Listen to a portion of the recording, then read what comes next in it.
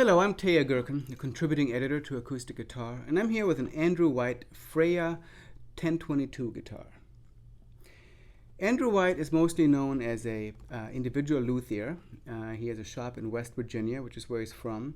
And over the last decade or so, he's really built a name for himself for his high-end custom guitars that he builds by himself.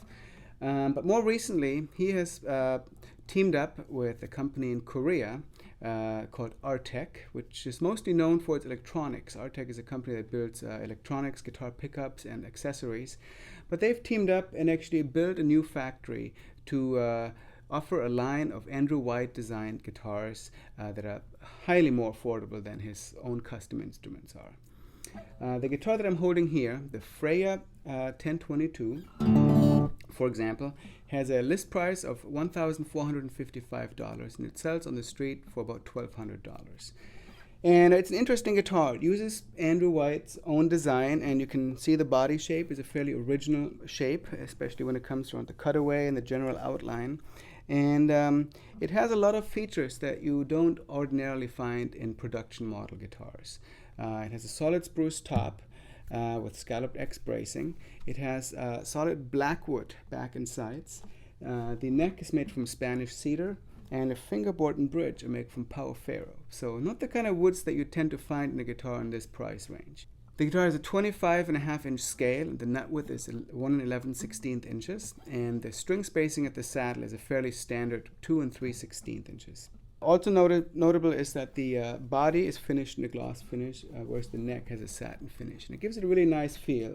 The shape of the neck is also kind of a contemporary round shape, half round back, not too skinny and not too chunky. Really kind of a nice compromise between different shapes. We're going to come back to the guitar's electronics, but it makes sense that having teamed up with Artec, the guitar would have one of that company's top systems installed. And specifically, it's the SHP5 preamp that's built into the guitar. It's right here in the sound hole, and it combines an undersaddle pickup with an internal microphone. Let's listen to the guitar played acoustically a little bit more. I've got it in DADGAT guitar tuning here, and I'll just play a little bit more fingerstyle on it.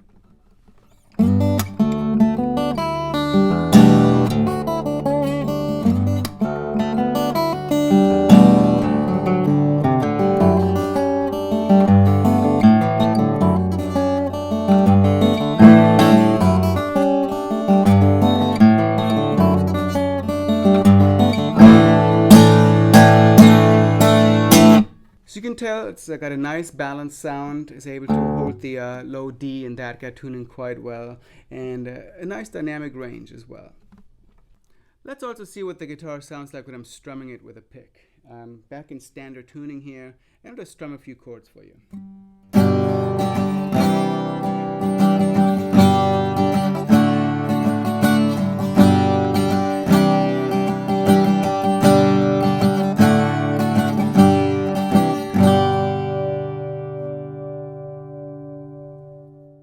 Nice, powerful sound. The jumbo body really helps it come to life when I'm playing it like that, with a little bit more force than when I was playing it fingerstyle.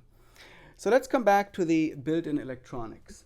Unmute the amp here, and as you can perhaps see, the preamp is built right here in the side of the sound hole, so it's very unobtrusive, and the microphone gooseneck is built right onto it. And I'm going to start out just playing the pickup by itself without the internal microphone, and I'm plugged into this Fishman Loudbox 100 amp right here.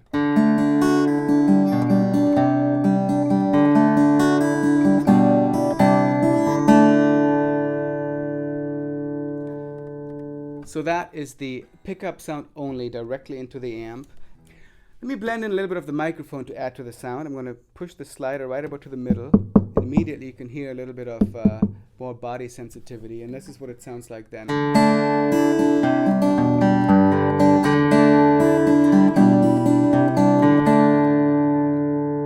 So you can already tell there's a lot more body to the sound using the mic. You may not be able to use it if you're playing with very loud monitors or in a loud band, because feedback could be an issue, but certainly playing solo or in a more acoustic based context, it's a great option to add the mic to the sound. The system also includes a phase switch, so you can make sure that you're in phase with the PA system. There's a bass boost switch in there, and there's a battery check as well in here, as well as a volume control. So you have control of your volume with a little slider right here. It takes a little bit of getting used to finding the right buttons without looking, but the volume control is the first one inside the sound hole, so that one is quite easy to find. So that's the Andrew White Freja 1022.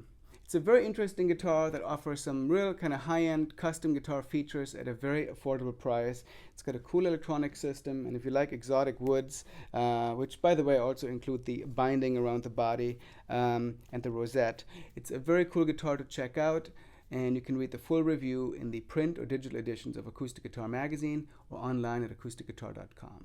For Acoustic Guitar, I'm Teja Gürken.